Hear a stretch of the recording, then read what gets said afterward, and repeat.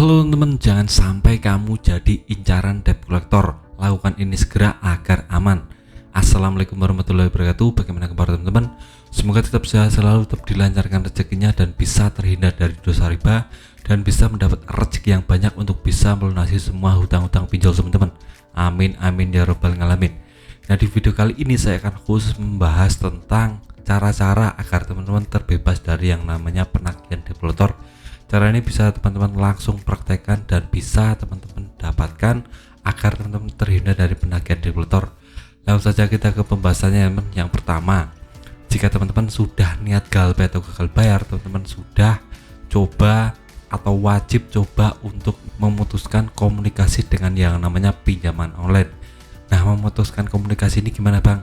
Yang pertama, teman-teman coba kalau sudah niat mau galbay, teman-teman hapus yang namanya aplikasi pinjaman online tersebut. Nomor WA yang berhubungan dengan pinjaman online tersebut juga teman-teman ganti saja pakai nomor WA yang baru, dan nomor-nomor yang berhubungan dengan pinjaman online teman-teman harus ganti dan copot. Itu berfungsi agar ke depan tidak ada penagihan-penagihan teror-teror melalui telepon atau melalui WA, karena kebanyakan pinjaman online itu menelpon atau WA teman-teman agar mentalnya down ya teman. Jadi teman-teman harus putuskan akses ini, putuskan hubungan komunikasi dengan pinjaman online agar teman-teman hidupnya lebih tenang, tidak memikirkan ini terus menerus. Karena kalau teman-teman memikirkan ini terus menerus tidak akan ada habisnya, teman-teman akan stres sendiri. Yang pertama yang teman harus putuskan hubungan komunikasi dengan pinjaman online. Nah, untuk yang kedua, jika sudah umpamanya debt collector nyamperin ke rumah, ini adalah kasus terburuk ya teman, umumnya langsung datang ke rumah, teman-teman bagaimana yang harus dilakukan? Yang pertama, teman-teman tanyakan identitas terlebih dahulu. Ini sangat penting sekali karena kebanyakan debt collector itu menagihnya tidak pakai yang namanya surat penagihan, jadi cuma langsung ke rumah nagih seperti itu teman. Kita harus tahu apakah dia itu debt collector beneran atau cuma penipu. Nanti takutnya menipu, kita akan bisa rugi ya teman. Terus teman-teman harus kuatkan mental, kuatkan yang namanya mindset teman-teman agar nanti kalau umpamanya berdebat dengan debt collector teman-teman menang ya teman. Jangan sampai kalah argumen. Teman-teman harus kuatkan informasi-informasi yang berhubungan dengan tata cara penagihan yang benar, karena banyak sekali nih debt collector yang mulai menagih dengan kata-kata kasar, intimidasi, dan coba untuk membuat teman-teman terpojok, membuat teman-teman merasa bersalah ya teman. Ini tidak boleh terjadi pada teman-teman.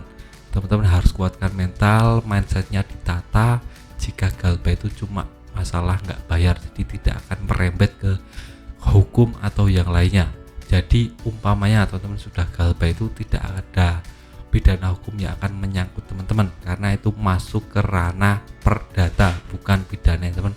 Jadi aman dari konsekuensi hukum seperti dipenjara lah atau kena pasal berlapis, disamperin polisi, itu tidak akan pernah bisa ya teman, karena itu di luar jangkauan perdata, itu masuk ranah pidana. Teman-teman harus punya mindset ini, jadi jangan perlu takut, jangan pernah khawatir tentang ini.